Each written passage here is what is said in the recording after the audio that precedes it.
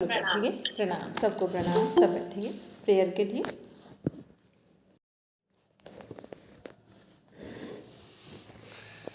ओम भूर्भुवस्वः तत्सवितुर्वरेण्यं भर्गो देवस्य धीमहि धियो यो नः प्रचोदयात्। Now rub your palms, touch your eyes, then open your eyes. खोल कर नहीं तो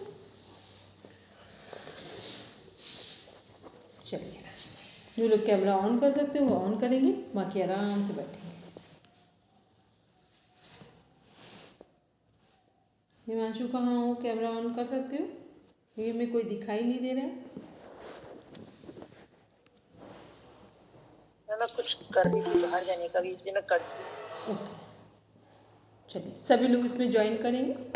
और सिलेबस अपने पास रखे हैं तो ठीक है, नहीं रखे हैं तो फिर आप एक बार देख लो।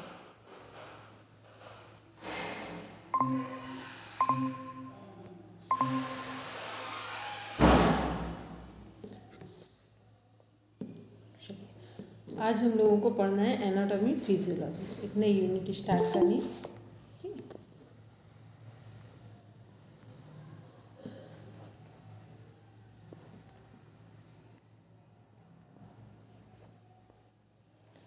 चलिए, हमने सभी से बोला था कि एनाटॉमी फिजियोलॉजी में, प्रणाम सभी को, हरदीप भैया भी जुड़े हुए हैं। चलिए, हमने कहा था कि एनाटॉमी फिजियोलॉजी में आज सबको डायग्राम बना के दिखाना है। ठीक है, सबसे कहा था सब रेडी करके रखना। किसने किसने रेडी किया है? सीमा मैम का लगभग तैयार होगा, हरदीप भैया का भी मेरे समझ से रेडी हो। सब अपना अपना पेन पेपर लीजिए।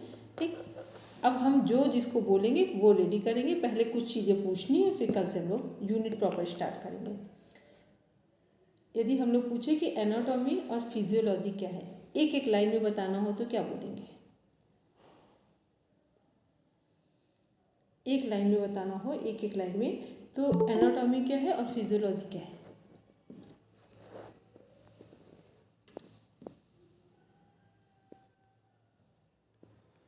जिसको भी बोल रहा हूँ वो बोले।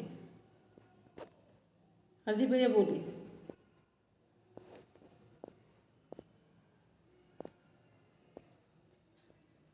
मैम, जो फिजियोलॉजी है वो तो जो हमारे इंटरनल फंक्शन से जो हमारी बॉडी परफॉर्म करती है वो फिजियोलॉजी है, और जो हमारा बाहर का जो बॉडी का स्ट्रक्चर है जो हम स्थूल रूप से देख सकते हैं वो एनाटॉमी को रिप्रेजेंट करता है। और जो फिजिकली सारे फंक्शंस होते हैं हमारे, जैसे हार्ट, लंग्स का ब्रीथिंग हो गया, फूड का डाइजेशन हो गया, ये सारे फिजियोलॉजी। ठीक है, अब इसमें एक और, जब हम लोग ने एपिथेलियल टिश्यू पढ़ा था तो वहाँ पे हमने एक चीज़ और पढ़ी थी कि एनाटॉमी में जितने हमारे इंटरनल ऑर्गन्स की आउटर लेयर है वो भी एनाटॉमी ही होती है। ठीक, ध्यान रखेंगे, जैसे हमारी अपनी बॉडी की फिजिकल जो हमारी आउटर जो लेयर है, ये सब बाहर जो दिख रहा है सब एनाटॉमी है, वैसे ही हमारा जो मान लो लीवर है तो लीवर की जो स्किन है या जो बाहर का लीवर का स्ट्रक्चर है वो क्या होगा? एनाटॉमी होगा। अब लीवर की फंक्शनिंग जो है, जो वर्क हो रहा है, प्रोसेसिंग हो रही है, वो सब क्या है? वो सब फिजियोलॉजी है। तो एनाटॉमी में तो हमारा अपना कंट्रोल है। मान लो हाथ को ऊपर उठाना है, नीचे रखना है, तेज़ बोलना है, धीरे बोलना है, आंख बंद करना है, खोलना है। अगर हम सोचे कि अभी बंद करना है तो हम बंद कर लेंगे, आंख खोलना है तो खोल लेंगे। लेकिन फिजियोलॉजी में हम कोई एफर्ट नहीं लगाते हैं। फिजियोलॉजी में जो कुछ है वो अपने आप हो रहा है। बस हमें ये करते हैं कि एनाटॉमी में हम क्या कर, जब हम लोग योग, आसन या जितनी भी योग से रिलेटेड प्रैक्टिस करते हैं वो प्रॉपर मैनर में करते हैं, प्रैक्टिस अकॉर्डिंग टू डिजीज़। तो क्या होता है कि बाहर के लिए प्रैक्टिस भी इंटरनल ऑर्गन पर इफेक्ट डालती है। और कुछ चीज़ें हैं वो इंटरनल प्रोसेसिंग में ही आती हैं, जैसे प्राणायाम हो गया, फिर प्राणायाम के बाद मेडिटेशन हो गया, वो ऑटोमेटिक इंटरनल है। मुद्राएं और बंद हैं वो दिखती बाहर हैं, वो इंटरनल प्रोसेसिंग हो रही है उनकी।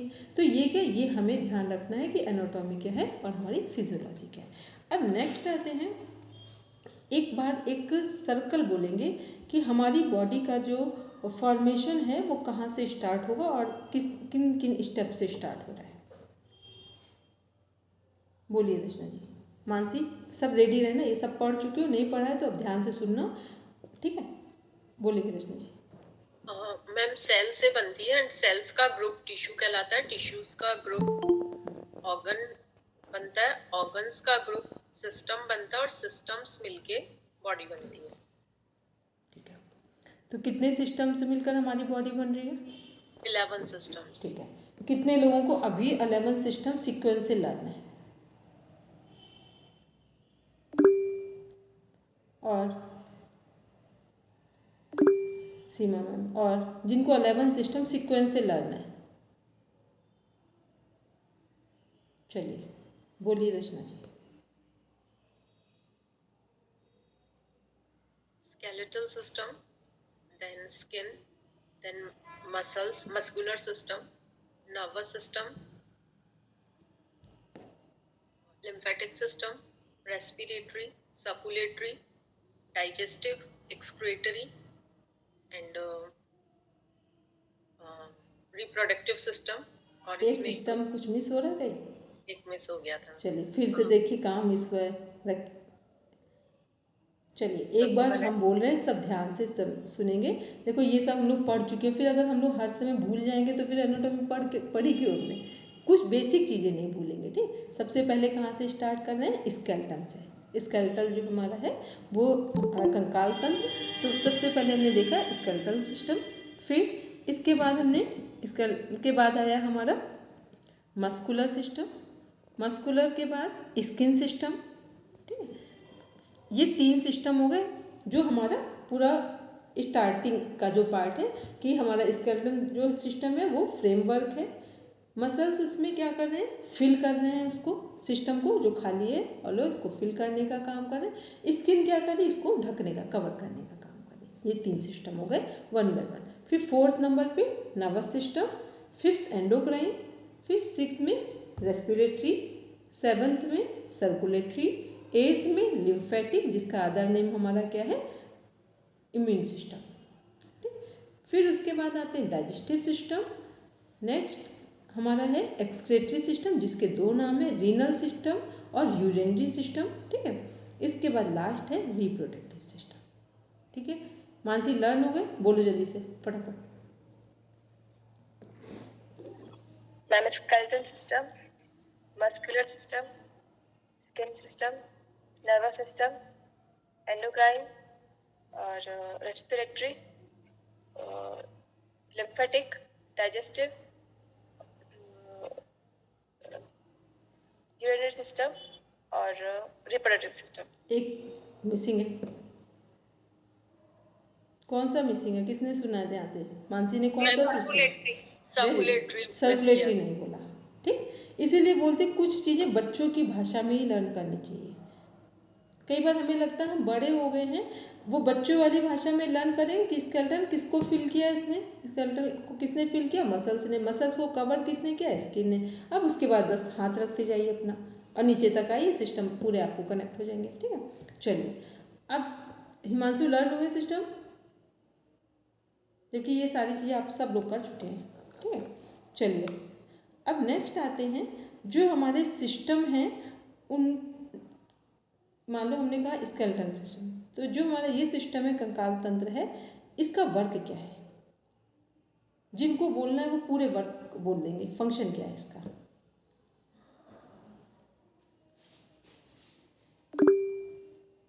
बोलेंगे मानसी, बोलो। मैम शरीर को जो ढांचा देता है वो कंकाल तंत्र देता है। Very good. और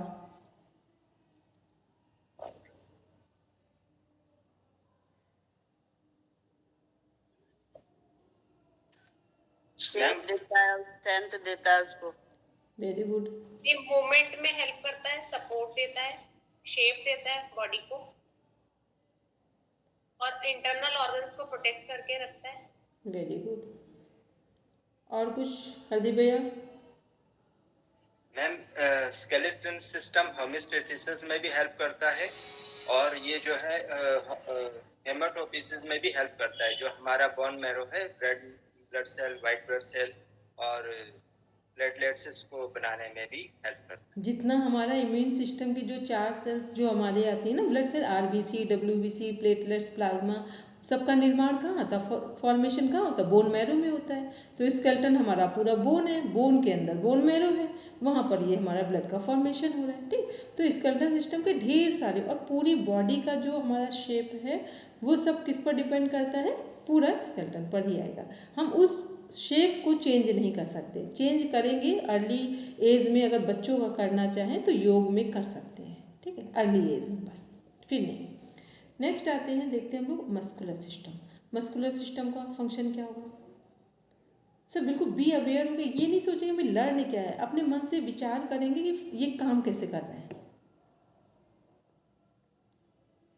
मैम शेप देता है सबसे पहले तो, और प्रोटेक्शन देता है, मूवमेंट में हेल्प कराता है, और जितने भी हमारी मैम सर्कुलेशन होती है उसमें हेल्प कराता है। ठीक है,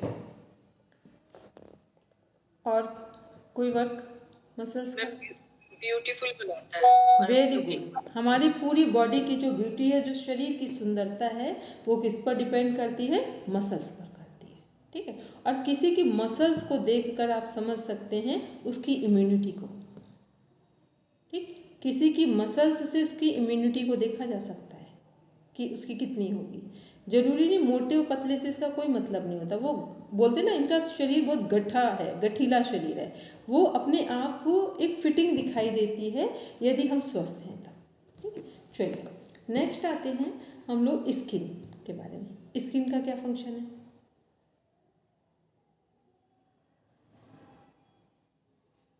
प्रोटेक्शन, बोलो मानसी।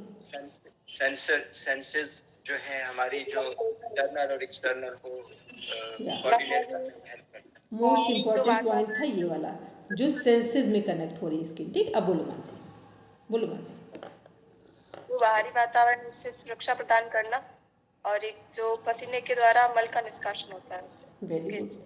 टॉक्सिन्स को भी बाहर करती है स्किन हमारी, और जो हमारे जितना मौसम है, किसी भी तरह का सर्दी, गर्मी, बारिश, कोई भी मौसम से होने वाली जितनी भी समस्याएं हैं उनसे भी हमें प्रोटेक्ट करती है। और क्या करती है, जितने एक्सीडेंटल केसेस होते हैं वहाँ पे भी सबसे पहले कौन फेस करता है, स्किन फेस करती है चीज़ों को। ठीक है, तो वो, और स्किन ही हमारी है जो ये बताती है यदि कोई इंजरी हो जाए तो स्किन के माध्यम से ही हम समझ पाते हैं कि अब चोट ठीक हो रही है। स्किन की लेयर से हम समझ लेते हैं कि चोट में कितना सुधार है। ठीक है, तो स्किन क्या है, सबसे बड़ा एक आच्छादी तंत्र है जो हमारे पूरी बॉडी को क्या कर रहा है, सुरक्षित रख रहा है। सारी चीज़ों को, जो कुछ भी हमारे स्केलेटन के अंदर हैं या मसल्स जो फिटनेस दे रहे हैं, उन सब की रिकवरी कौन कर रहा है या उन्हें कवर कौन कर रहा है, स्किन कर रहा है। ठीक, नेक्स्ट आते, और हमारे जो 5 सेंस ऑर्गन्स हैं उसमें से भी एक है स्किन। चलिए नेक्स्ट आते हैं नर्वस सिस्टम। नर्वस सिस्टम के बारे में बताएं, नर्वस सिस्टम में क्या है हमारा। आज केवल अपनी बस बुद्धि का विकास करना है आज की क्लास, क्योंकि हम वैसे भी बेस एक इंट्रोडक्टरी क्लास ऐसे नॉर्मल लेते हैं। फिर नर्वस सिस्टम सेंसेशन का काम करता है नर्वस सिस्टम, मैसेज को पास ऑन बॉडी में, ब्रेन से बॉडी में, और बॉडी से ब्रेन में। ठीक है, और दोनों चीज़ें कवर करनी है, ऑर्गन भी बताना है और फंक्शन भी बताना है। बोलिए रजनी। ऑर्गन्स में सेरेब्रम, सेरिबेलम, बोन्स एंड इसके 4 लॉब्स होंगे, frontal, occipital, parietal and temporal. और इसमें जो हार्मोन्स का सिक्रेशन है वो कहे थैलेमस, हाइपोथैलेमस, तो ये रेगुलेशन सारा करता है। हाइपोथैलेमस है वो कंट्रोल बॉडी का, कहाँ कितना हार्मोन सिक्रेट होना है, हंगर, थ्रस्ट, इन सब का बताना। और जो हाइपोथैलेमस है या कहीं पीछे जो सेरिबेलम है वो बैलेंस बनाने का काम करता है बॉडी का। यदि हम लोग बोले हमें कुछ बताना है, प्रेजेंट करना है, तो हम लोग नर्वस सिस्टम के पहले बेसिक पार्ट कौन कौन से कनेक्ट करेंगे, बोलेंगे हरदीप भैया। मैम सबसे पहले जो नर्वस सिस्टम है 2 पार्ट्स में डिवाइडेड, एक तो central nervous system brain and और जो सेकंड है peripheral very good, nervous system. ठीक है। हाँ, फिर सेंट्रल नर्वस सिस्टम में कौन कौन से ऑर्गन्स हैं हमारे? सेंट्रल में ब्रेन और spinal cord. Very good. Peripheral में? पेरिफेरल में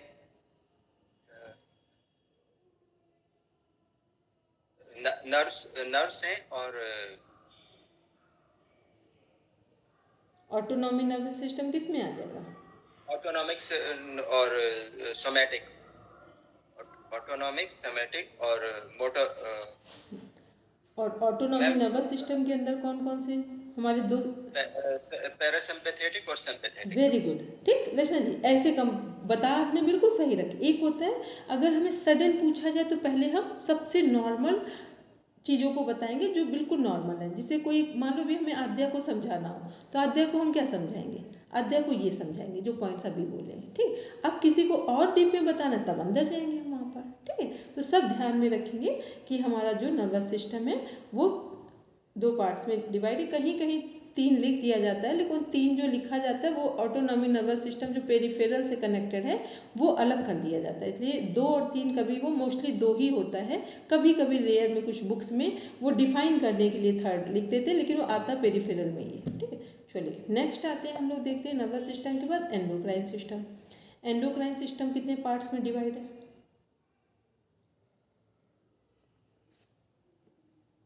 मैम 2 पार्ट्स में डिवाइडेड वेरी है, गुड। कौन कौन से? एक्सोक्राइन और एंडोक्राइन। ठीक। अब इसमें इसको अगर हम लोग और नॉर्मल बोलेंगे तो एक डक्टलेस है, एक डक्टफुल है। ग्लैंड्स हैं यहाँ पर, ठीक है। तो जितनी हमारी ग्लैंड्स हैं जो नॉर्मल हम लोग काउंट करते हैं जो हमारे चक्रास से कनेक्टेड हैं वो डक्टलेस है या डक्टफुल है? मैम डक्टलेस है। Very good. इस बात को ध्यान, ये क्वेश्चन 3 to 4 टाइम रिपीट हुआ है एनाटॉमी फिजियोलॉजी में, ठीक है। तो जितनी हमारी जो ग्लैंड्स हमारे चक्रों से कनेक्टेड हैं वो सब क्या है? डक्टलेस में आएंगे। अब हमारी जो डक्टलेस ग्लैंड है और डक्टफुल जो है जिनमें डक्ट लगी हुई है वो कौन कौन सी ग्लैंड्स हैं? उसमें कौन कौन से पॉइंट्स आएंगे? डक्टेड में तो लिवर आएगी जो लार्जेस्ट ग्लैंड है बॉडी। वो दोनों में आएगी, वो दोनों में है, दोनों में जा रही है, ठीक। फिर और हम लोगों को तो यही पता है दीदी, हमने तो यही पढ़ाया है कि चलिए ठीक, और बोलते जाइए। अभी इसको बताते हैं कैसे ये दोनों में जा रही है, ठीक। चलिए हाँ, फिर बताएं। और लीवर हो गया, और जो हमारे स्वेटिंग होती है, जो हमारा कहते हैं ये कान से ये जो हमारा वैक्स निकलता है, ये सब किस में जाती है? ये सब उसी में जाएंगे, ठीक है। ये भी ग्लैंड्स का ही पार्ट है, ये सब उसमें जाएंगे जो हमारी डक्टफुल है, क्योंकि सबके अपने वर्क हैं। लेकिन यहाँ से कोई हार्मोन्स ऐसा नहीं है जो टारगेट एरियाज में जाकर अलग से वर्क कर रहा हो, ठीक है। तो ये अलग हो गए यहाँ पर। अब इसको अभी जब डीप में पढ़ाएंगे तब डिफाइन करेंगे, ठीक। अब आते हैं हम लोग जो डक्टलेस हैं जिनको हमने चक्रास से कनेक्ट किया, जो आपका मोस्ट इंपॉर्टेंट क्वेश्चन है। तो वो कितनी ग्लैंड्स हैं हमारी टोटल? बोलिए सीमा मैम, पूरा कनेक्ट कीजिए, ग्लैंड्स कितनी है? 9 ग्लैंड्स हैं वो दीदी। हाँ, कौन कौन सी? अब 9 ग्लैंड्स में सबसे पहले हाइपोथैलेमस, पीनियल, और उसके बाद सब हाथ रखते जाइए, फटाफट रखिए, तुरंत तुरंत याद आ जाएगा आपको। पीनियल के बाद आएगी थायराइड, पैराथायराइड, एड्रिनल, और उसके बाद आएगा पैंक्रिया, और वो आ गई अब रिप्रोडक्टिव वाली दोनों आ जाएंगी, गोनेट्स दोनों, गोनेट्स मेल और फीमेल, स्पर्म और ओवरीज वाली जो ओवरी। कुछ मिसिंग हुआ है? किसने ध्यान से सुना था? कौन कौन सी ग्लैंड्स मिस हुई है सीमा मैम की? मैम पीनियल, पिट्यूटरी और thymus, thyroid, parathyroid, thymus, adrenaline, very good, ठीक है। फिर रिप्रोडक्टिव की जो गोनाड ग्लैंड है हमारी, जिसमें हार्मोन्स अलग होंगे जाकर। ग्लैंड कौन सी है? गोनाड ग्लैंड है, और हार्मोन्स अलग होंगे मेल और फीमेल के। ठीक है, चलिए अब रिप्लाई करेंगे दीप्ति। पहले दीप्ति एक बार ध्यान से सुनते जाना, मानसी बोलो क्या बोला है, कितनी ग्लैंड्स हैं हमारी, बोलो। मैम 9 है। बोलो नेम बोलो सीक्वेंस में। Hypothalamus, pineal, pituitary, thyroid, parathyroid, thymus, very good. Pancreas, adrenal और गोनाड। Very इसमें good. टेस्टोस्टेरोन और प्रोजेस्टेरोन। ठीक है, बोलिए रचना जी।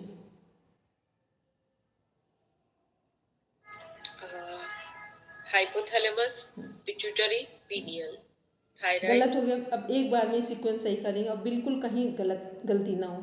हाइपोथैलेमस के बाद पिनियल आएगा, कोई मिस नहीं करेगा अब, ठीक। पिनियल के बाद पिट्यूटरी यहाँ रख लेंगे बस, ठीक। अपने आप से पिट्यूटरी में 2 ग्लैंड्स, हाइपोथैलेमस 10 पिनियल, पिट्यूटरी ये तो भूलेंगे नहीं कि ये पिट्यूटरी हुई हमारी, ठीक। चलिए अब बोलिए, स्टार्ट कीजिए फिर। Hypothalamus, pituitary, pineal, thyroid. बिल्कुल ध्यान से बोलिए, फिर से बोलिए, कोई बात नहीं, हो जाता है कभी कभी। बोलिए फिर से, hypothalamus, pineal, hypothalamus, pineal, pituitary,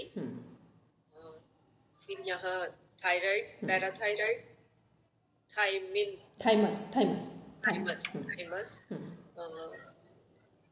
then बस 3 लास्ट वो adrenal, pancreas, pancreas, adrenal and gonads. ठीक।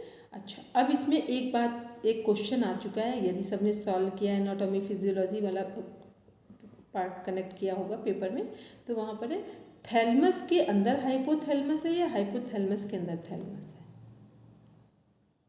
हाइपोथैलेमस के अंदर थैलेमस। थैलमस के अंदर हाइपोथैलेमस है मैम, थैलेमस के अंदर हाइपोथैलेमस। ठीक, हाँ, गलत नहीं करना। एक क्वेश्चन आ चुका है, इसलिए हमने बड़ा ध्यान से, पता है एनाटॉमी फिजियोलॉजी वाला जो नेट JRF के पेपर है, जितने अभी हमने पॉइंट्स पूछे इसमें से 10 क्वेश्चन आ चुके हैं, ठीक। क्योंकि दीदी मैंने तो ऐसे याद कर लिया, इनको याद आप भी कर सकते हैं। थैले के अंदर है हाइपोथैलेमस। ये भी कह सकते हैं, हाइपो जहाँ लगता है उसका मतलब छोटा हो गया, तो इसका मतलब बड़ी के अंदर चीज़ें छोटी आती हैं हमारी, ये भी कह सकते हैं, ठीक। तो आप सब ध्यान में रखेंगे। चलिए, ये क्या हमने देखा, पहले हमने देखा कि हमारा शरीर कैसे बना है, बॉडी का फॉर्मेशन वो देखा, फिर सिस्टम देखिए हमने, फिर हमने क्या देखा, इसके जो हमारे सिस्टम के अंदर जो जो फंक्शन हो रहा है, तो एंडोक्राइन हमने देखा सिस्टम, एंडोक्राइन में ग्लैंड्स देखे, ये ग्लैंड्स क्या हैं, यही हमारे चक्रास हैं। तो जब 9 ग्लैंड्स हैं और 6 चक्रास हैं, 7 मान लो अभी इसके काउंट के अकॉर्डिंग, तो वो जो 6 चक्रास हैं और यहाँ 9 ग्लैंड्स हैं, तो वो कैसे कनेक्ट होंगे? क्या कहाँ प्रॉब्लम आ रही है वहाँ पे 9 और 6 के इसमें? मैम ये फर्स्ट 3 है ना, वो नर्वस से ही कनेक्टेड है, तो ये ऊपर कनेक्ट हो जाएगी। आज्ञा हमने बहुत ध्यान से समझाया था, आप सब लोग पढ़ कर एनाटॉमी फिजियोलॉजी नहीं भूलेंगे कभी भी, और सब भूल जाइए कोई बात नहीं, ठीक। फिर ध्यान से बोलो, किसको याद है ये जो 9 ग्लैंड्स हैं, ये 6 या 7 में कैसे कनेक्ट होंगे? ये क्वेश्चन आपका है। चलिए देखो, जो थायराइड के साथ हाँ बोलेंगे हरदीप भैया। मैम, जैसे मूलाधार चक्र है तो वो कनेक्ट करेगा हमारे 2 ग्लैंड से, गोनाड से। ना, ये आंसर नहीं है। अब दोबारा, अंजू को पता है लेकिन अंजू की वॉइस मेरे पास क्लियर नहीं आएगी। इसमें है जो हमारी पैराथायराइड है वो अलग नहीं काउंट की गई, वह थायराइड ही काउंट की गई है, ठीक। इसीलिए थायराइड और पैराथायराइड के लिए क्या करवाया जाता है, उज्जाई प्राणायाम, वही एक ही चीज़ें करवाई जाती हैं। जो हमें थायराइड के लिए कराना है वही पैराथायराइड के लिए होगा, ठीक, सेम। तो एक वहाँ पर कम हो गई जाकर, ठीक है। फिर और कहाँ एक कम हो रही है ग्लैंड, एक यहाँ कम हो मैम, रही। एड्रेनलिन और पेनक्रियाटिक के लिए वो मूला चक्कर आएगा, मणिपुर चक्र। मणिपुर चक्र। नहीं और मैम, ये तो पीनियल और पिट्यूटरी के लिए मध्य चक्र आ जाएगा। वहाँ पे जो हमारा हाइपोथैलेमस है एक वहाँ पर वो हो रहा। अब देखो ऐसे नीचे से आराम से काउंट करो, देखो कहाँ कम होगा, या अब आराम से देखेंगे, सब पूरा समझते हुए करना, क्योंकि अब पेपर के लिए तैयारी कर रहे हैं हम लोग। ठीक, देखो क्या करना है। मूलाधार चक्र कौन सी ग्लैंड हुई? गोनैड। गोनैड्स। ठीक, फिर मूलाधार के बाद कौन सा चक्र आ रहा है? स्वादिष्टान। स्वादिष्ठान। कौन सी ग्लैंड कनेक्ट हो जाएगी? एड्रिनल। एड्रिनल। क्योंकि स्वादिष्ठान जल है, किडनी जल से ही कनेक्टेड है हमारी। ठीक है, फिर इसके बाद कौन सा चक्र है? पैनक्रियाज। तो हमारा चक्र कौन सा? मणिपुर है। ग्लैंड कौन सी हुई? पैनक्रियाज हो गई हमारी। ठीक, फिर आते हैं ऊपर, अब कौन सा चक्र है? अनाहत चक्र। अनाहत चक्र। कौन सी ग्लैंड है यहाँ पर? थाइमस। थाइमस। ठीक, थाइमस हो गई।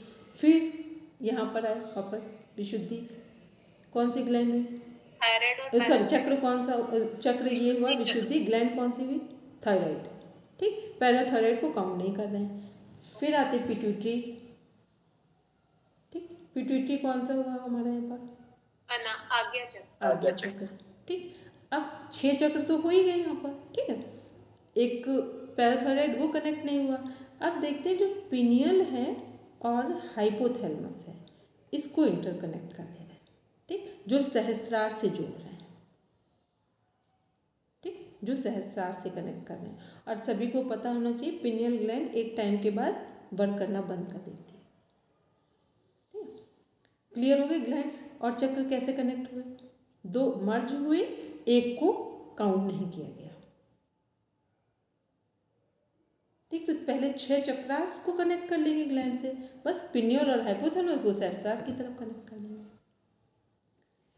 चलो, क्योंकि ये सारे क्वेश्चन इतने अच्छे ढंग से पूछे जाते हैं, अभी पेपर सॉल्व कर रहे होंगे तो आप बहुत ध्यान से, इसीलिए बोलते हैं पेपर सॉल्व करना। जिसने बिल्कुल एक साइंटिफिक ढंग से सीख लिया तो समझ लेना कि हर बात को समझना आसान हो जाएगा। यदि आप पहले पढ़ लें और पेपर सॉल्व ना करें तो आप जीवन में कभी कोई एग्ज़ाम बीट नहीं कर पाएंगे। ठीक, क्योंकि हमारे माइंड में पैटर्न कभी सेट ही नहीं होता है कि हमसे क्वेश्चन कैसे पूछे जाएंगे। हमें सब कुछ आता है, लेकिन क्वेश्चन का जो तरीका है, एक पैटर्न है पूछने का, वो हमें नहीं पता है। ठीक है, चलिए नेक्स्ट इसमें देखते हैं। हमने अब आते हैं कौन से, ये हमने ग्लैंड्स में देख लिया। अब इसके बाद एंडोक्राइन सिस्टम के बाद कौन सा सिस्टम आएगा? Respiratory system. Respiratory system. कौन कौन से इसमें ऑर्गन्स हैं और क्या फंक्शन है? ऑर्गन कौन कौन से हैं यहाँ पर?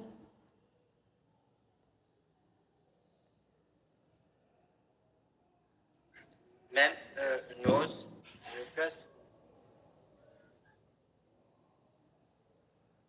अच्छा ये बताओ, सबने इतने दिनों से जो डायग्राम की तैयारी हम करवा रहे थे उसमें क्या किया है?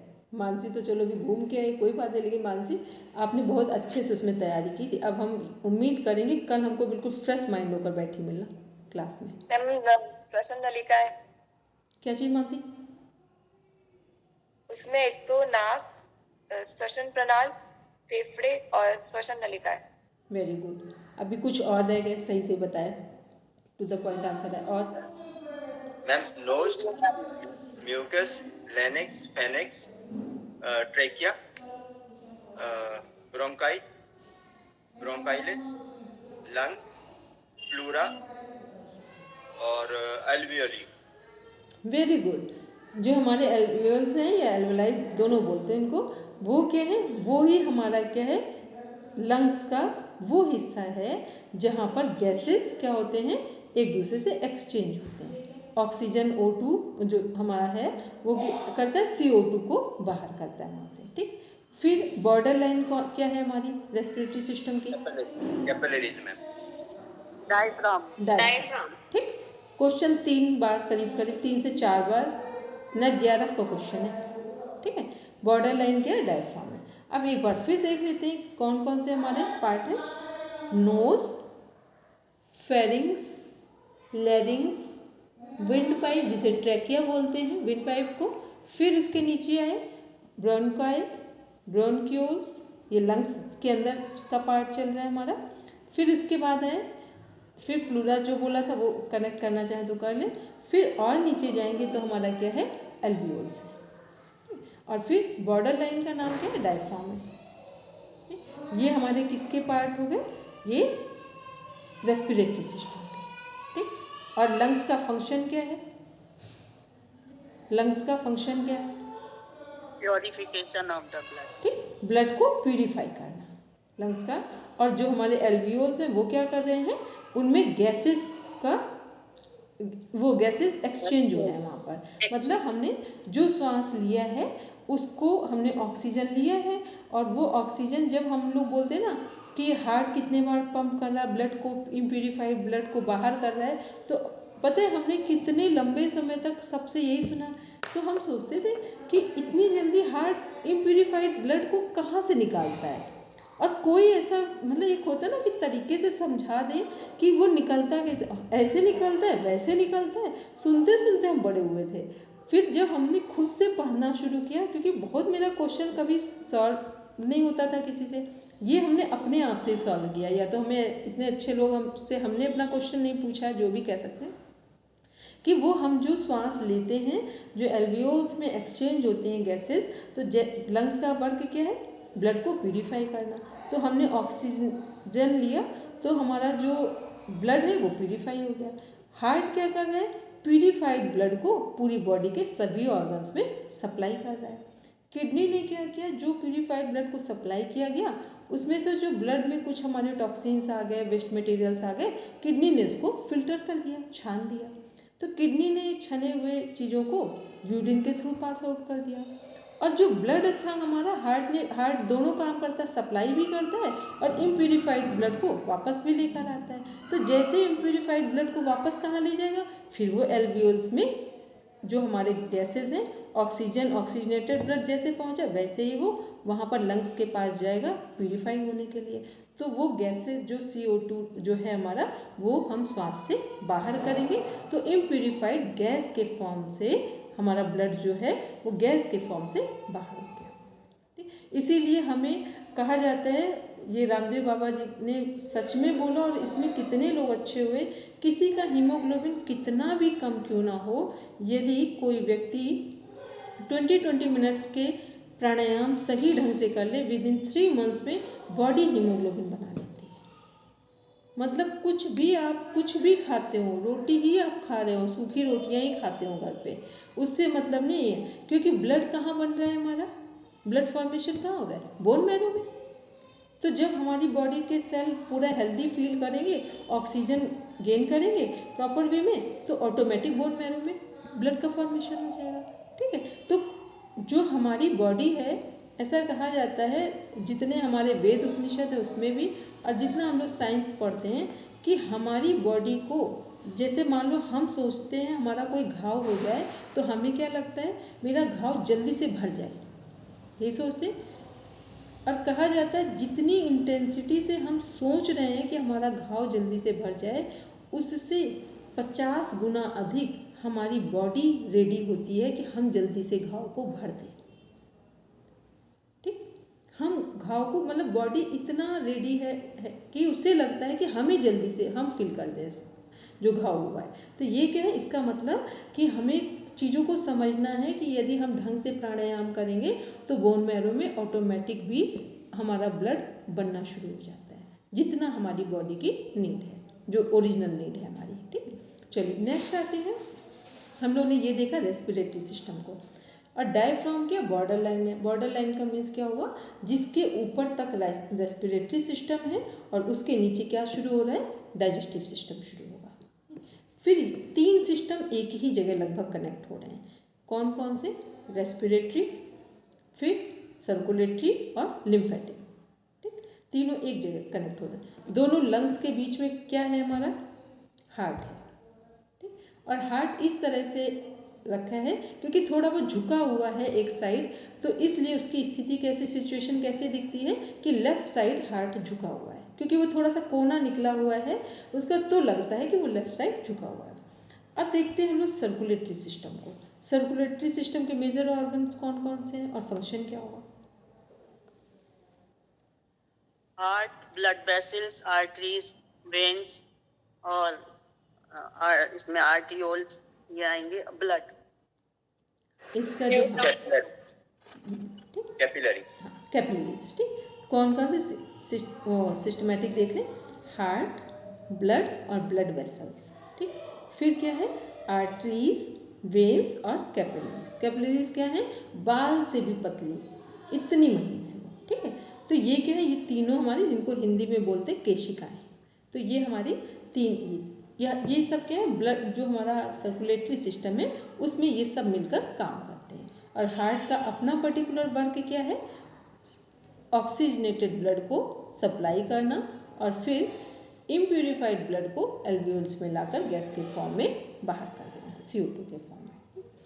अब देखते हैं हम लोग, जो हमारा हार्ट है वो किसके आकार का है, मुट्ठी के आकार का, ठीक। और जितने हमारे जो भी ऑर्गन्स हैं उनके शेप में जो भी हमारे फूड मटेरियल्स हैं, वो चाहे ड्राई फ्रूट्स हों, फ्रूट्स हों या वेजिटेबल्स हों, वो सब उस ऑर्गन को रिकवर करने में, हेल्दी रखने में सपोर्ट करते हैं। तो सबसे पहले हम लोगों के सामने क्या आ जाता है, हार्ट के शेप को देखकर बादाम, ठीक। और हार्ट की टॉनिक किसे बोला जाता है, अर्जुन छाल को। हार्ट की टॉनिक का नाम है अर्जुन छाल, ठीक। फिर उसके बाद सेकंड आता है दालचीनी, ठीक। टॉनिक अर्जुन छाल, फिर दूसरे नंबर पे हार्ट को कोई हेल्दी रखता है तो वो है हमारी दालचीनी। यदि कोई थोड़ा सा एक चुटकी दालचीनी पानी में या चाय में रेगुलर लेता रहे तो कभी भी उसके हार्ट में या आर्टरीज में कहीं ब्लॉकेज नहीं आ सकती, खून हमेशा पतला रहेगा, कोलेस्ट्रॉल की समस्या नहीं आ सकती, ठीक है। चलिए अब नेक्स्ट देखते हैं हम लोग लिम्फेटिक सिस्टम। लिम्फेटिक सिस्टम में कौन कौन से हमारे पार्ट्स हैं लिम्फेटिक सिस्टम के? इसमें हल्दी भी आएगी हार्ट के टॉनिक में? हल्दी पूरी बॉडी के लिए आती है, सभी के लिए। हल्दी एक ऐसी है जिसे बोलते हैं एंटीबायोटिक, ठीक। तो एंटीबायोटिक क्या होता है, वो पूरी बॉडी के सभी ऑर्गन के लिए, कोई ऐसा पार्ट नहीं हमारे शरीर में जहाँ हल्दी नुकसान करती है, ठीक है। बस मात्रा सही हो, समय सही हो लेने का, और किस में लेना है, ठीक। चलिए नेक्स्ट देखते हैं हम लोग लिम्फेटिक सिस्टम। इसके मेजर ऑर्गन कौन कौन से हैं हमारे? मैम लिम्फ और RBC, WBC, platelets, plasma, tonsils. एक और है, स्प्लीन बोला है अभी भैया आपने? मैम लिम्फ नोड्स, हाँ, लिम्फ नोड, स्प्लीन भी इसी में आता है, और थाइमस ग्लैंड, लिम्फोसाइट। ठीक है। तो वो सेल का नाम है WBC की, मानसी, ठीक है। तो ये हमने क्या देखे, और ये सभी चीज़ें, जो चार चीज़ें भी हम लोगों ने बोली, प्लेटलेट्स, प्लाज्मा और WBC, RBC, ये सब फ्लोट कहाँ करते हैं, तैरते कहाँ हैं, रहेंगे कहाँ? मैम लेफ्ट लिम्स में। कैपिलरीज में करते हैं, उसमें मैम फिर वो मतलब कुछ पार्ट्स निकल के आते हैं, तो वो एक जैसे कैविटी होती है, उसके अंदर से फिर लिम्स उसको लेकर के जाएंगे towards the heart through limbs nodes और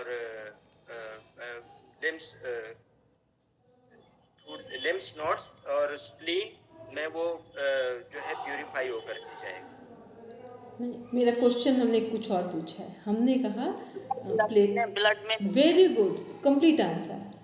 प्लाज्मा, प्लेटलेट्स, RBC, WBC कहाँ फ्लोट करते हैं, हमने कहा कहाँ तैरते हैं, ब्लड में, ठीक। इसलिए ब्लड में हम लोग क्या देखते हैं कि ब्लड में कितने % प्लाज्मा है, 55%, ठीक। ब्लड में कितना % प्लाज्मा है, 55, ठीक। और उसके अंदर फिर और जो अदर वो हैं, वो सेल्स अलग हैं, RBC, WBC, प्लेटलेट्स, ठीक। सबसे अधिक संख्या किसकी, RBC की, फिर उसके बाद किसकी होगी, प्लेटलेट्स या WBC की? प्लेटलेट्स की, ठीक। फिर उसके बाद होगी WBC, वाइट ब्लड सेल्स की, ठीक। ये सारे जो हम पूछ रहे हैं, यदि ध्यान से पेपर सॉल्व कर रहे होंगे तो एनाटॉमी फिजियोलॉजी में कोई ऐसा क्वेश्चन, अभी हमने कुछ एक ऐसी लाइन नहीं पूछी है जो क्वेश्चन के फॉर्मेट में नहीं है वहाँ पर, ठीक। चलिए फिर नेक्स्ट देखते हैं। इसमें पता है हमको ये नहीं समझ में आता, हमको तो सोते में भी पूछो ना, एक एनाटॉमी फिजियोलॉजी दिमाग में बैठ गई है वो, एक कहानी होती है ना, देखो बहुत चीज़ें डीप में पढ़नी हो तब सब्जेक्ट उठाओ, लेकिन एक कहानी तो ओवरऑल हमें पता होनी चाहिए कि यदि हमसे पूछे कि एनाटॉमी फिजियोलॉजी की एक स्टोरी सुनाओ, तो कम से कम हम 20 मिनट आधे घंटे में स्टोरी सुना तो दें, ठीक है। बाकी की चीज़ें फिर बाद में, और अगर हमें स्टोरी नहीं पता है तो फिर हम कुछ नहीं कर सकते हैं, ठीक है।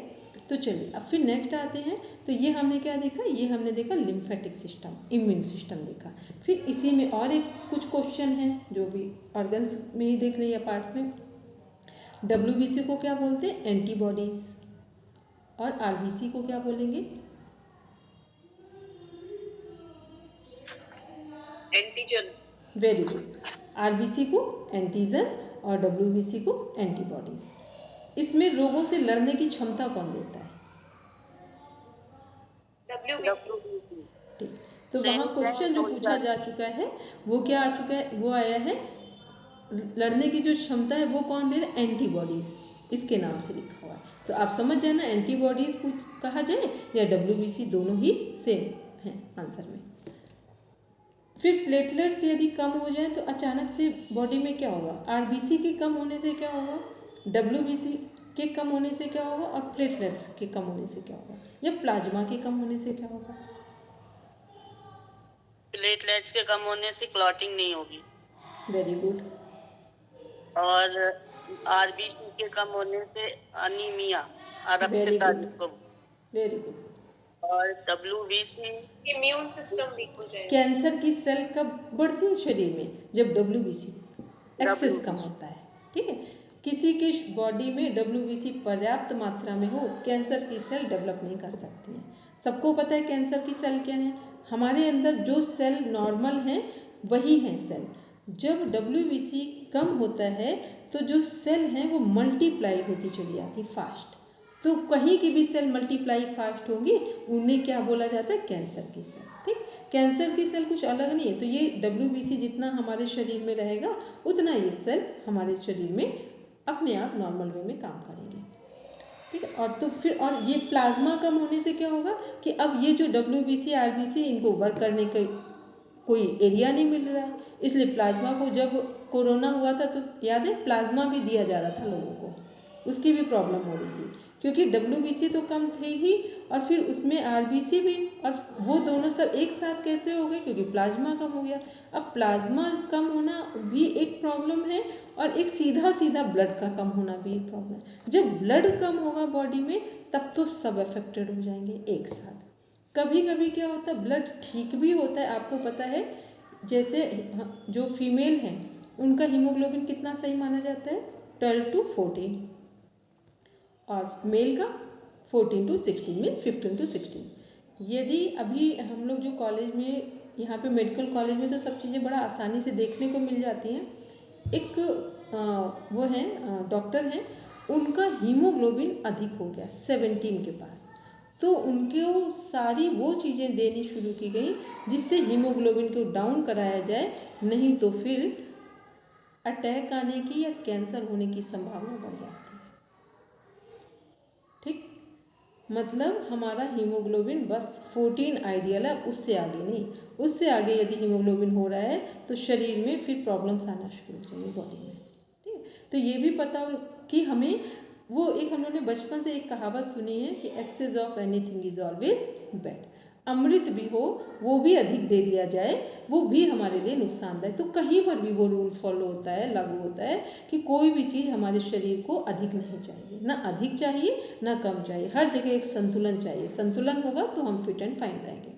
तो ये हमने किस में देखा भी। और जो हमारे जब जब किसी का बार बार टॉन्सिल्स होते हैं, इसका मतलब इम्यूनिटी वीक हो रही है। टॉन्सिल्स होते हैं तो क्या प्रॉब्लम आती है, इम्यूनिटी वीक हो रही है। जितना एक्यूपंक्चर और एक्यूप्रेशर है उसमें किसी की इम्यूनिटी चेक करने के लिए क्या किया जाता है, यहाँ पर कुछ पॉइंट्स हैं हाथ में और कुछ उंगलियों में, वो लोग देखते हैं तो स्प्लीन चेक करते हैं। स्प्लीन की एनर्जी बताती है कि आपका इम्यूनिटी कितनी है बॉडी में, ठीक। तो वो कोई भी रोग होता है वो रोग का इलाज नहीं करते, वो स्प्लीन की एनर्जी चेक करते हैं। तो पहले वो स्प्लीन की एनर्जी को बढ़ा देते हैं, मीन्स WBC को डेवलप कर देते हैं, क्योंकि WBC के डेवलप होते ही अपने आप ही चीज़ें या 60% नॉर्मल चली जाती है। फिर उसके बाद यदि कोई मेजर प्रॉब्लम है तब ट्रीटमेंट दिया जाता है। चलिए नेक्स्ट आते हैं, ये हमने क्या देखा, लिम्फेटिक सिस्टम, इम्यून सिस्टम को। अब नेक्स्ट देखते हैं हम लोग डाइजेस्टिव सिस्टम। बॉडी में सबसे अधिक ऑर्गन किस सिस्टम में है? डाइजेस्टिव सिस्टम सबसे अधिक ऑर्गन। और ये एक ऐसा सिस्टम है जो हमारा जहाँ से मुख खोलते हैं वहाँ से लेकर जो हमारे शरीर से निष्कासन की प्रक्रिया है वहाँ तक ये सिस्टम कनेक्टेड है। ठीक है, तो हमारे कौन कौन से किसको पूरे लर्न है डाइजेस्टिव सिस्टम के, जितने हमारे ऑर्गन्स हैं टू द पॉइंट लर्न है, जिसको भी लर्न हो वो बोलेंगे। बोलो मानसी। मुख, दांत, जीभ, आहारनाल, ग्रासनली, आमाशय, छोटी आंत, बड़ी आंत, यकृत, मलाशय और मलद्वार। ठीक है, लगभग सही बोला। और अच्छा कौन सा मिस हुआ है मानसी से? कुछ मिसिंग हुआ है कहीं? पैनक्रियाज। Very good. और कोई? लगभग मानसी ने सभी बोले, पेनक्रियाज नहीं बोला था। ठीक है, और एक जो हमारा ये उसने बोला ही था आहार नाल, जो इसोफेगस है हमारी, ठीक, आहार नाल बोला था। चलिए अब देखते हैं, ये हमारे किस थे, डाइजेस्टिव सिस्टम के सभी अंग थे। अब डाइजेस्टिव सिस्टम के लिए 3 चीज़ें होती हैं जो एनाटॉमी फिजियोलॉजी के टर्म में बात करते हैं कि हम सही ढंग से खाने को चबा चबा कर खाने को खाएं, फिर खाना जो भोजन है वो सही ढंग से खाया गया हो, फिर उसके बाद सही ढंग से उसे पचाया गया, ठीक, फिर सही ढंग से सही समय पर उसे शरीर से निष्कासित किया गया। मतलब भोजन को लेना, डाइजेस्ट करना, फिर उसको स्टूल के थ्रू पास आउट करना। तो ये तीनों प्रोसेसिंग यदि सही टाइम पर काम कर रही हैं और सही ढंग से काम कर रही हैं तो फिर हमारे पूरे शरीर को एनर्जी की कभी प्रॉब्लम नहीं होती। अभी हम लोग क्या सोचते हैं कि हमने कम अच्छा खाना खाया है इसलिए हमें प्रॉब्लम होता है, क्योंकि शरीर के हमारे 6 कंपोनेंट्स है, उसकी ज़रूरत है, लेकिन उन सबसे भी अधिक ज़रूरत है कि हमने जो खाया था वो सही समय पर सही ढंग से हमारे शरीर से बाहर हुआ है कि नहीं हुआ है। ये तो वही हो जाएगी भगवान बुद्ध वाली कहानी कि वो बोलते थे ना कि एक पात्र में गोबर रख रखा है, उसके ऊपर खीर रखी है। एक पात्र में गोबर रखा है और उसके ऊपर खीर रखी। उनका कहना था कि जब तक हम अपनी गंदगी को साफ नहीं करेंगे तब तक ज्ञान उतरेगा नहीं। जब हम अपनी जो अनावश्यक विचार हैं, राग द्वेष, जितने भी हमारी गलत चीज़ें हैं, जब तक इनको हम अपने जीवन से हटाएंगे नहीं तब तक श्रेष्ठ से श्रेष्ठ संत महापुरुषों का ज्ञान हमारे जीवन में उतरेगा नहीं। वहाँ पर वो ज्ञान के संदर्भ में ये बात बोल रहे थे। लेकिन ये हमारे जीवन में भी है कि जब तक हमारे पेट से जो हमारी वेस्ट मटेरियल है लार्ज इंटेस्टाइन से बाहर नहीं होगा रेक्टम एनस के थ्रू, तब तक हम कुछ भी अच्छा खाएं काम नहीं करेगा। तो सबसे पहले इसीलिए सुबह सुबह जब नहा कर आएँ तो सबसे पहले अपनी जीभ को चेक किया कीजिए। उससे क्या होता है, डेली चेक करने से क्या होता है, अपना माइंड सेट हो जाता है कि आज यदि हमें लग रहा है इसमें लेयर्स आ रही हैं तो आज हम क्या अधिक खाएंगे और कितनी देर नहीं खाएंगे, या पानी की को अधिक लेंगे, या नींबू शहद ले लेंगे, आंवले वाला जूस ले लेंगे, या चने की सब्जी, मतलब जो घर पे सरल से सरल कोई ना कोई सामान तो ज़रूरी होता है घर पे, तो वो चीज़ें लेकर के पहले पेट की गंदगी को साफ करेंगे, फिर उसके बाद कुछ भोजन ग्रहण करेंगे। चलिए फिर तो ये हमारा डाइजेस्टिव सिस्टम हो गया। फिर जो हमारा डाइजेस्टिव सिस्टम है इसमें एक सिस्टम है जिसका नाम है सेकेंड ब्रेन। क्या नाम है सेकेंड ब्रेन का?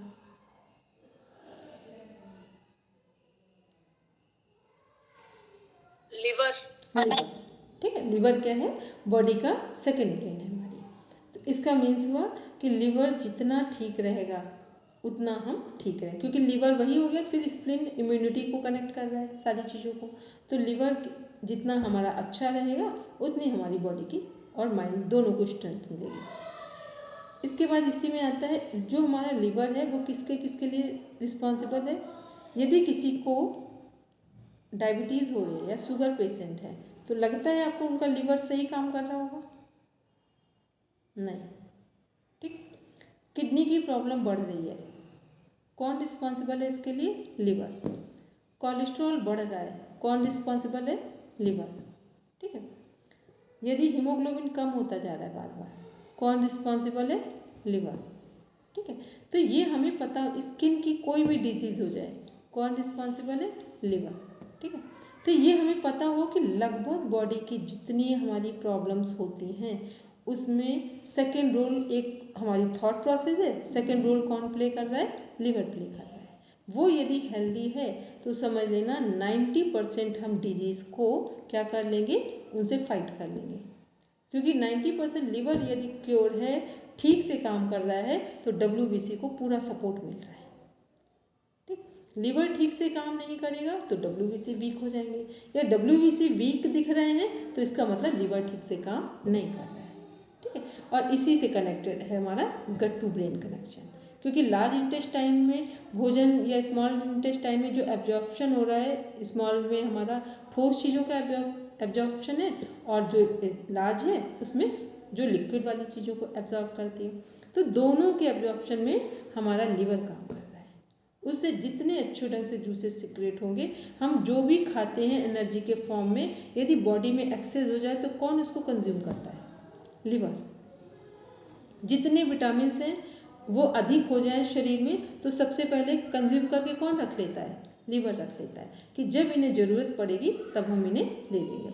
जितना हम लोग ग्लूकोज अगर अधिक ले लें तो कौन कंज्यूम कर लेगा ग्लूकोज को? ग्लाइकोजन के फॉर्म में लिवर कर लेगा। जैसे ही हम थकेंगे फिर वो हमें तुरंत एनर्जी दे देगा। अब ये है कि अब हम चीज़ों को ठीक ढंग से कर ही नहीं रहे हैं, और सबसे जल्दी हील होने वाला ऑर्गन कौन सा है? लिवर है। 70% 80% लिवर डैमेज हो जाए उसे भी 3 मंथ्स में पूरा नॉर्मल लाया जा सकता है। उसको कट कर दो, वो अपना पूरा साइज ले लेगा दोबारा। ठीक, तो समझना चाहिए जो चीज़ें जितना टिपिकल हैं उतना जल्दी वो हील भी होती हैं। अब ये हमें समझना है कि अब हम उनके बस लिवर कब कब परेशान होता है? जब आप उसको हैवी डाइट देते हैं, तो फिर वो लोड जितना कर सकता है, लोड ले सकता है, वो सारा एफर्ट लगा देता है। लेकिन अब आपकी हैबिट बन गई है कि आपने अपनी डाइट को 2 रोटी की जगह 5 रोटी ही लेनी है, और ऐसे टाइम पे लेनी है जब डाइजेशन का टाइम ना हो। अगर भोजन भी अधिक कर लो तो ऐसा टाइम हो कि वो डाइजेशन के लिए सपोर्ट कर दे, इतना हमें समझ में आता हो। तो ये क्या है? ये हमारा लीवर जो है वो हर तरह से हमें प्रोटेक्शन देता है, और सबसे जल्दी हील होने वाला ऑर्गन लिवर है, इसलिए इसे सेकंड ब्रेन भी कहा जाता है। ठीक, अब आते हैं नेक्स्ट, डाइजेस्टिव सिस्टम के बाद कौन सा सिस्टम आ रहा है हमारा? Excretory system. कौन कौन से हमारे यहाँ ऑर्गन्स हैं?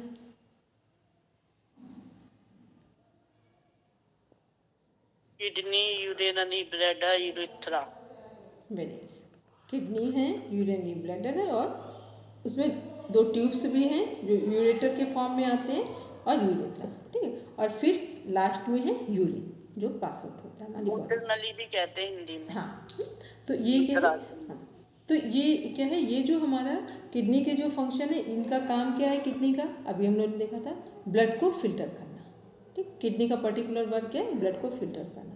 और जैसे लीवर हमारी बहुत सारी चीज़ों के लिए रिस्पॉन्सिबल था, तो किडनी हमारी किसके लिए रिस्पॉन्सिबल है? स्ट्रेस के लिए। जितना भी कॉर्टिसोल हमारा क्रिएट होता है वो कहाँ से होता है? किडनी से होता है। जब जब किडनी की कुछ भी प्रॉब्लम होगी तब हमारा जो स्ट्रेस हार्मोन है कॉर्टिसोल वो बढ़ेगा। ठीक, इसीलिए हाई बीपी के लिए कौन रिस्पॉन्सिबल है? किडनी। किडनी को सपोर्ट किससे मिलता है? पानी से। तो जब किसी को बहुत गुस्सा आता है तो प्राचीन समय से एक प्रथा चली आ रही घरों में कि पानी पिलाओ उनको। ठीक, हालांकि ये कि उसमें पानी रख दो तो लोग गुस्से में फेंक ही दे ये भी है। तो इसलिए आराम से दूर रख दो ताकि जब नज़र पड़ जाए तो वो व्यक्ति खुद ही पी ले। तो ये क्या है? किडनी किसके लिए रिस्पॉन्सिबल है? जितना हमारा कॉर्टिसोल स्ट्रेस हार्मोन्स है वो सब किडनी की प्रॉब्लम से आते हैं। तो किडनी में क्या है कि यदि हमारे शरीर में जल की मात्रा अधिक हो जाए तो भी प्रॉब्लम देगी, और कम हो जाए तो भी प्रॉब्लम होगी। ठीक, क्योंकि कुछ लोगों को ये पता नहीं है, वो अक्सर बोलेंगे ना पानी खूब पियो। पानी खूब पीने का मतलब ये नहीं कि बस पानी पीते जाओ, फिर एक्सेस यूरिन पास आउट हो जाएगा तो जितने हमने अच्छे भोज्य पदार्थ लिए वो भी चले जाएंगे हमारे हमारे शरीर से। पानी पर्याप्त मात्रा में पीना, और जितने लोग वेजिटेरियन हैं, और वेजिटेरियन में भी जो लोग प्याज लहसुन भी नहीं खाते हैं और या ज़्यादा नॉर्मल खाना खाते हैं, तो उनको तो पानी की बहुत ही कम आवश्यकता है, क्योंकि पानी की आवश्यकता तो तब अधिक पड़ेगी जब हमारे शरीर में जो हैवी भोजन है उसको पचाने के लिए नहीं लगेगी, अदरवाइज पड़ेगी नहीं। ठीक है, तो ये भी हमें, जब हम लोगों ने देखो व्रत में हमको लोगों को बहुत प्यास नहीं लगती है। क्यों नहीं लगती व्रत में बहुत प्यास?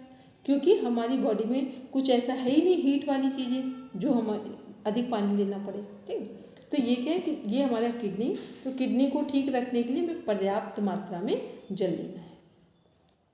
अब नेक्स्ट आते हैं, इसके बाद किडनी के बाद कौन सा हमारा आ रहा है सिस्टम लास्ट, हमारा रिप्रोडक्टिव सिस्टम। ठीक, रिप्रोडक्टिव सिस्टम में हमारे क्या है, गोनैड ग्लैंड है। अब गोनैड ग्लैंड तक सेम है। अब गोनैड ग्लैंड से जो हार्मोन्स निकल रहे हैं, बस वहाँ पर चीज़ें हमारी अलग अलग हो जाएंगी। तो हमारे 3 जेंडर हैं। हमारे रिप्रोडक्टिव सिस्टम से ही हम तीनों जेंडर को क्या करते हैं, पहचान लेते हैं। Reproductive system same, gonad gland same. तो हमारा रिप्रोडक्टिव सिस्टम एकमात्र क्या है जो हमारे तीनों जेंडर को पहचानने में हमें सपोर्ट करता है। ठीक, तो यहाँ पर हमारे, अगर हम लोग फीमेल की बात करें तो कौन कौन से हमारे ऑर्गन कनेक्ट होंगे?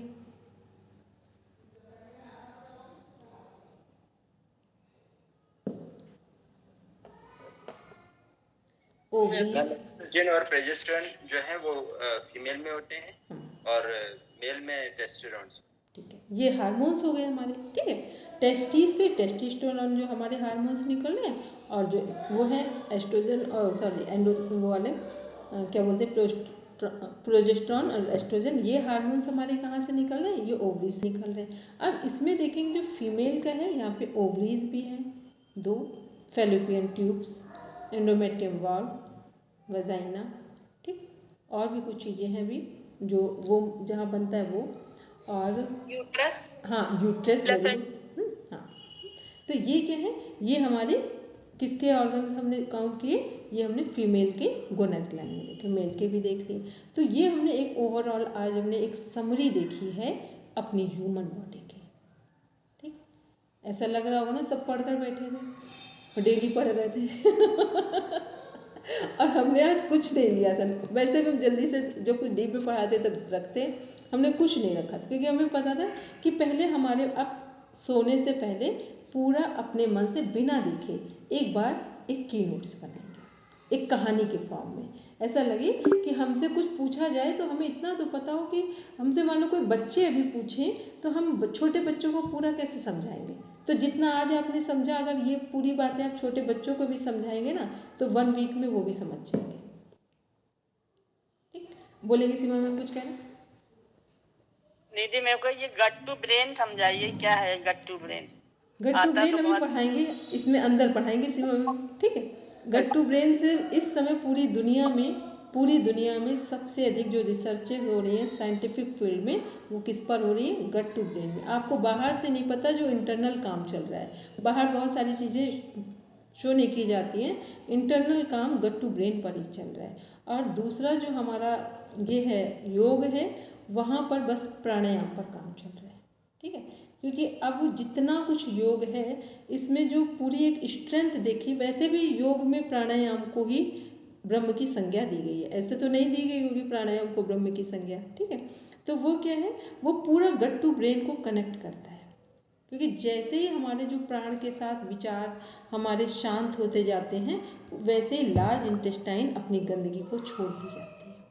ठीक, जब हमने बाहर से कोई नेगेटिव थॉट्स नहीं लिए तो लार्ज इंटेस्टाइन क्या कर रही है, अपनी गंदगी को छोड़ दे रही है, और ब्रेन हमारा क्लियर हो गया, उसमें कोई विचार शांत है। लार्ज इंटेस्टाइन ने क्या किया, अपनी सारी गंदगी को हटा दिया। अब हम शरीर से भी स्वस्थ हो गए और मन से भी स्वस्थ हो गए। ठीक है, बोलेंगे हरदीप भैया, बस शांति पाठ करेंगे। मैम गट टू ब्रेन जो है वो देवासुर संपद योग जो भगवत गीता का अध्याय है, और 17वां जो है वो हाँ, सदाते उदय, उसी में गट टू ब्रेन पूरा ही कनेक्ट होता है, गट टू ब्रेन कनेक्शन। ठीक है, जो आहार वाला है सात्विक राजसिक तामसिक, वो गट टू ब्रेन में कनेक्ट होता जाकर। ठीक, तो ये क्या है, इसलिए जब पढ़े ना तो अब आज सब इतना बढ़िया से रेडी करके रखना। दो काम आज करेंगे, जो हमने अभी पूरा समझाया एक कहानी के फॉर्म में उसको पढ़ के रखेंगे, दूसरा एक प्रॉपर एक पेज लेंगे या 2-3 जितने भी लगे, सारे सिस्टम को बनाएंगे। ठीक, सारे सिस्टम को ड्रॉ करेंगे। और मानसी अगर आपके पास नहीं हो तो फिर सीमा मैम से ले लेना, ठीक है। एक बार देख लेना, सारे सिस्टम को ड्रॉ करना है, उसमें सबके ऑर्गन्स के नेम लिखने, पूरा ना लिखना हो तो इनिशियल लेटर लिख देंगे और फिर उसके सामने उसका फंक्शन लिख देंगे। ठीक, और उस सिस्टम से या उस ऑर्गन से होने वाली डिजीज़ का नाम लिख देंगे। इतना काम कर लिया तो एनाटॉमी फिजियोलॉजी का आपने 50% पेपर के लिए तैयारी कर ली है। ठीक, अब 50% केवल पाठ बचेगा जिसको हम डीप में पढ़ाएंगे। ठीक है, चलिए सब बैठिए शांति पाठ के लिए। शांति शांति शांति सर्वारिष्टस्तु शांतिर्भवतु।